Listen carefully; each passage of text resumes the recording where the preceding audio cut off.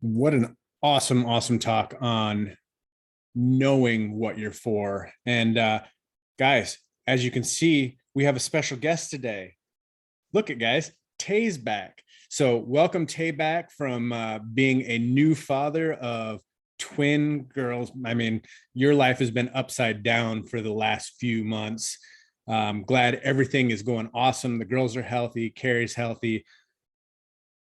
I know that you've been watching while we've been doing this. You just haven't been able to get on and contribute. And so now, guys, get ready for the fire from Tay. Tay, what do you have written down today? It was like, what didn't I have written down? I've read this book before. You recommended this book, I think, at least a year, like maybe last year, and it was probably my favorite book last year. And then my other book came on that was my favorite by Trevor Moawad. But this one I did before, and it's something that really started me on a journey of literally deciding what do you want to be for, and doing that one thing constantly and consistently and on purpose. And that's when I started doing the videos, because I wanted to be known for somebody who add value to people. Because I heard John Maxwell say before, when the more value you add, the more valuable you become. And that started me on the journey of just sharing, just inspiration on TikTok. And that just kind of led me to do something that was consistent. But the first thing that I loved that he said, because it took me back to me starting my personal development journey. And he said he made a decision during the pandemic to walk away from something that he built to pursue something that he saw the potential to be better than that. And I just thought about my career when I started this personal journey. Like, I was walking away from a career, I was walking away from football, I was walking away from everything that I saw, and I had been working my entire life for something that I wanted to become. And I didn't know what it would lead to. I didn't know the journey that I would be kind of taking on, and I didn't understand like the price I would have to pay as far as like the commitment that you have to make to seek out the things that you want to become and seek out some of the things that you want to learn. And that started me on this journey today. And that's why I always tell people things don't happen. You don't change overnight, you change over time. But you have to show up consistently each and every day, investing into these things. So I love that when he talked about when he decided to do something, he made a decision and he started to pursue and just line up his actions according to that decision that he made, and he didn't look back. And I love that. And the second thing he said, which I thought was great, is because we just came through literally. We have literally just crazy time, but I was able to get on this morning because we have two kids with grandma in Minnesota, so we only have 3 kids, and I forgot how peaceful things can be with just 3 kids. Just imagine that. That's crazy to me. But when he said the darkest season, the darker the season, the brighter the light can be. And I love that, because even though we went through this season, with me showing up doing personal development for all these years, thinking like I can't see what's happening, I don't know if I'm really growing, I don't know if these things really true. But when we came through the darkest season of our life, my faith did not waver one bit, and people will look and wonder like, how are you doing this? How are you getting through this? And what they didn't see was me showing up all these Tuesdays and Thursdays. What they didn't see was all the personal development I was doing, all the reading the Bible and just doing all of these things. They didn't see any of that. All they could see was my faith on display. And that was just a reminder just to understand, like, no storm lasts forever. And you just have to make sure that your faith outlasts the rain in the storm, because the storm will pass, the season will pass, like it has done for us. And we couldn't rush those things to pass. It was still, even though it was the dark season and we had to go through certain things, it was also, and I talked to a friend from TikTok, crazy, just the people that you can line up with when you start doing things on purpose and doing things that you love. And I talked to him yesterday, and he said something that took me back to the moment before everything started and really got crazy in my life. And he said the one prayer that I asked God is like, if there's something in me that I don't know about, bring it to the surface and use it in me. And when the darkest season of our life, when you think like you would shy away from doing things, what that made me to do, even though I couldn't show up and share my value and share everything with you guys, I started doing more of it at a more like with TikTok or just Instagram Reels, because I can literally get on a video and do it quick and post it and still add value to people. So even though I wasn't able to show up here physically and invest that time, God, if there's something in me that I don't know about, like, bring it out and use me in this area so I can still add value and add impact to people. So for me, it's understanding, like how you said, like how you do life is how you view life. So for me, even though it was a dark season, I understood God is going to get glory out of this. What can I do? How can I make myself available? And am I willing to be used by God in this season? And I think when he said that, that just kind of brought me back to those moments and understand, like, a lot of times you're going to go through things. You're going to feel like you're showing up and doing these Zooms and investing in yourself and investing in your business, and you may not see the results right away. But as you just continue to show up and do the work, and that season do come, you've already built the foundation. So you won't waver in your faith. You will already know. And I just read a quote the other day. It says, character is not who you are when things are going good. Character is who you are when you're under pressure, how you react to it at that moment. And that's what I love. And I found out literally a lot about myself in that season. And it just inspired me and just reminded me, like, what you're doing today is setting you up for tomorrow. So you have to put in the work. You have to become that person in order to, like, literally lead yourself out of these seasons, because you, like, the season's gonna happen. And it's like Peter in the boat, like it's 12 disciples on the boat, only one got out of the water. Same thing with this personal development. Like, you guys show up, it's open to everybody, but only you guys show up. It's like you decide to be Peter. You decided to get out of the boat and do what nobody else is doing. So when you step out on faith, you're going to find out new things about you. And it's the same thing. And I love that. And I love what he said. The third thing, I only got 4, Joe. I can go all day, but it's like, I love this because for me, it was a reminder, like, the type of business that we're in, we don't have to go into an office. We don't have to show up and do, like, we can literally work this business and build a culture around yourself and just promote your business that way. He said, doing good is good for business. And I love that because you get to be yourself. You get to add value to people. And like me, I love everything John Maxwell say, because I think it's gold and he lives it out. He don't just talk about it, he live it out. And he said, the more value you add, the more valuable you become. And when I heard that, I was like, so all I have to do is add value to people and I will become a valuable person. And I was like, that's easy to do. Get up and be consistent. And you know what taught me to be consistent? Who's consistent that I know that's at the top of our company? Joe Dunn. What's one thing that he do every single day? Bible verse. Oh, you just post this every day? Like, is that building your business? No, but you're doing one single thing consistently, adding value to people. So I learned from Joe how to be consistent, not in doing the crazy, outrageous things. Start here, post on your story, one single thing to add value. And as you do that, what you're going to teach yourself to do is just get the habits, the right habits, and start building onto that. So that's one reason why I started doing the story thing, watching Joe. He's successful. He's at the top of our business. And I was like, I'm going to do something simple that he's doing. And I started doing that, and it led to doing something else and doing something else. And I tell people all the time, if you want to change your life, change your lifestyle. For me, I understood when I wanted to change, I can no longer go on long car rides and listen to rap music. So instead of going on long car rides and listen to rap music, you know what I put on?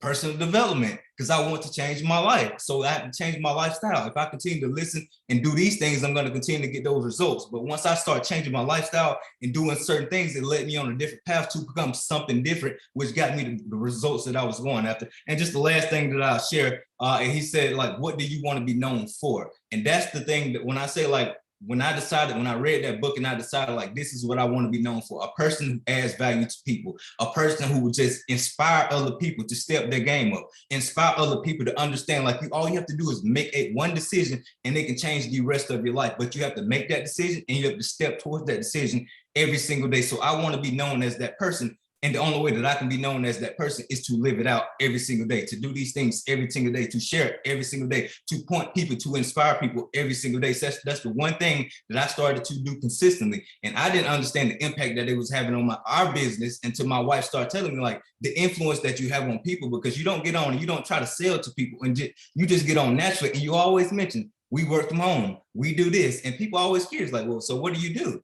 And they always talk about these things. So we, like, at the same time that you're adding value, you also being able to add, like, how you're able to add value, how you're able to stay home with your kid, how you're able to do all these things with your wife, how you're able to do these things. And it's like, oh, you do this, you do this. So, like, when you're doing things that you love, it's not a job to you. You're having fun and you're doing it in a way that's genuinely and authentically you. So when he said doing good is doing for business, I think that's what we have to be reminded. Because when I joined this business, the one thing that I heard is, like, it works will change your life. And I didn't understand that until I went to a conference and I saw all these dads, husbands who stay-at-home dads, stay-at-home husbands. Didn't mean they wasn't doing that, but they was able to have that time freedom. So when I tell people why I joined this company, it was never about the money. It was the time freedom, because I was doing things that was taking me away from my newborn kid and my wife, and I wanted that time freedom. So when It Works showed me that it was possible by showing up to an event and actually seeing the people who have these things, that inspired me to, like, believe a little more, to have a little more faith, to put in a little more work. And that's what I tell people all the time, like, wishing and hoping didn't get us to where we are. working and building did. So you can have the hopes and the dreams and all these things, but at the same time, like, you have to put in the work. And I think that's what you have to understand. Like, you can do all these things, but you also have to put in the work. And the same thing with just building your business and just adding value to people. Like, you can want to add value and want to be a valuable person, but the same thing, like, every time I do a video, the thing I try to tell people, like, you have to take time to do these videos. You can't just get up and post things and just out of curiosity. Like, you have to be intentional, and you have to, like, specifically, who do I want to speak to today? So when I get on, I do a video, I have one person in mind who I'm speaking to. And because I'm speaking to that person, it makes you like you're having a conversation and you're more genuine and authentic. So it's going to reach people in a genuine and authentic way. So those are just things that I love. I can continue to share from this book. Like I said, this was my favorite book at one time because it made me get intentional, and it made me to focus on what do I really want to do and who do I really want to be known for. And that's what I focused on. Everything else was extra. Everything on it was like additive. These are the things that I want to do. So I started doing those things consistently. And you can just go back and just look at anything that I have, and you will see one consistent thing. Like, you get up and you do these same things every single day. It can get boring over time, but when you love what you're doing, it never gets boring, because you know you're not doing it for the likes. You're not doing it for the views. You want to be known for this. And if you want to be known for something, then you're going to do it consistently and constantly and on purpose. And that's what I decided to do, because I picked up this book that somebody like Joe Dunn recommended. And if somebody who's at the top of your company recommends something, then most likely you probably should go do these things, because he's successful and he's a great husband, great father, and he's great at so many other things that why wouldn't you want to just follow the path that he's already blazed for you? And he's giving you the seeds. He's giving you everything that you need to get to where he's at. You don't have to try to be like him, but you can just literally, like I said, copy the system, but create your own culture out of that system. And that's what I have done. The person that you see today isn't the person who just saw and blazed a totally different path. I saw people who I wanted to be like, and I followed that path, and I became my own. I took it and made it mine, and just became something that I wanted to be. So it was just so good. And I just feel good for being on here. I can keep on going, Joe, but I know you got some things that you want to share. So I'm going to toss it back over to you, man. What I loved today was they was so on fire. I know Carrie's hiding behind there, because I heard her with the amens, the booms, the hallelujahs. I know. See, she's we hanging both out got there. time. She was listening. She was like, "This is good." Like, we forgot what it was like, man. Yeah, it's so good. Guys, if you have not gotten Jeff Henderson's book, What's the book called? What are you for? What are you for? You're muted, Joe. The book is called What Are You For? how about now? Yep. So guys, if you have not gotten Jeff Henderson's book yet, go out and get it. It's called Know What You're For. And the thing is it's one of my top 5 books of all time, because of the fact that it is so impactful in not only the way that you think about a company, but how you think about yourself. When he's talking about knowing what you're for, he's talking about to be in favor of something. Too much of the world is so about what they're against, not what they're for. He said the best leaders are for their team. You know, John Maxwell says all the time, you're not going to go to the top, you're going to grow to the top. The people that aren't continually learning and continually develop stall out normally where they're at, and they never end up fulfilling their true and highest potential. I love the joke that he said about if you don't ever want something to happen, don't ever tell God what you're not going to do. When that happens, God, he shows up and says, ha, ha, ha, you're funny. Here's what you're going to do. And it's always the opposite of what you told him you're never going to do. Kind of like when Stephanie and I said, we're not going to be missionaries. We would probably never go to Africa. And guess what ends up happening? We go to Africa. We have a school. God completely changes everything when you tell him something. So go ahead and pray today and say, God, I don't want to be successful. I don't want to have impact, and I don't want to change people's lives, and just see what happens. He talked about 2 different types of people. There's the how people and the wow people. And he goes, what's funny is that normally a how person will marry a wow person. So make sure that you're taking a look and seeing if you can balance yourself out, because if you're always about the wow, but then not taking action, you never accomplish things. And the people that know how normally don't move people forward, because they're not in the limelight telling people what they're doing. They're just the people that are busy behind the scenes doing things. He said, most people look at a situation different than other people. If you take a failure and you bring it between 2 people, One person is going to look at it as a failure and the end, where another person is going to look at it as a learning opportunity and use that to catapult themselves forward. He said, how you view life is how you do life. He said, turn your tragedy into a tradition. Look at the things in your life that you look at and use it as a marker for how you can turn that into doing something good and create good from it. He said, doing good is good for business. When they're taking surveys and they list all the different ways of how you heard about him, he said the number one box that is always checked is the most frustrating box. And that's the other box, because from there, it doesn't really explain what it is, but what we all know is that that is normally the most powerful box because of the fact that that is the positive word of mouth advertising. So the question is are you creating that positive word for people to spread for you? He said companies used to be about telling the customers what they are, telling the customers what the business is, what the product is, what they're known for. But now the customers are telling the company truly what they're about and what they're for. So a company may have a mission statement, but if their actions are not lining up with it, the community and their customers will tell them truly what it is they're about. And he said, what you want to have is customers that are vision carriers of what it is your company is for, what it is you are for. If you want to be known for something, you have to be evangelistic about it. You have to be so excited about it that it is contagious to other people. He also said that leaders are repeater. So once you find something, just do that thing very well over and over and over again. That's why we've created this system for It Works, is because we know that if you just repeat it over and over and over again, it will lead to success. He said, number two, what you are known for, are you delivering on that? So if you say you're about something, are your actions lining up? He said, don't just write it down, do it. He said, there's no answer that you can create to something if you're not following up with the action behind it. So if you're trying to match your vision with your vision carriers, but you're not actually carrying out that activity, they don't line up. That's where frustration and distrust comes. He said, so how do you shrink that gap? He said, you need to be for the customer, for your team, for the community, and for you. He said, when talking about for the customers, he gives the example of the most used marketing campaigns, which he said, we all know. You're probably watching this video on YouTube right now, and at some point an ad popped up. That's called interruption marketing. And the funny thing about that is this whole thing could be buffering, but when it gets to that ad plays perfectly. I think that's a great example. But how annoying is that? That doesn't cause you to want to be excited about it. It's an intrusion and an interruption. He said the best way to create fans and vision carriers is to dialogue and connect with your potential customers. Make someone's day. When you make someone's day, they will share about you because they're excited. They will carry the vision because they're excited.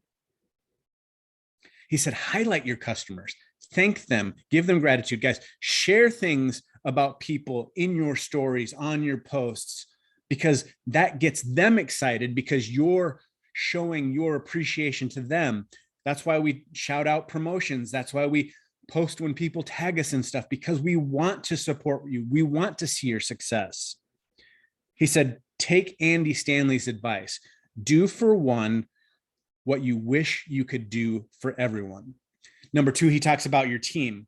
People who feel cared for do more. And he said, eventually your customer feels like your team.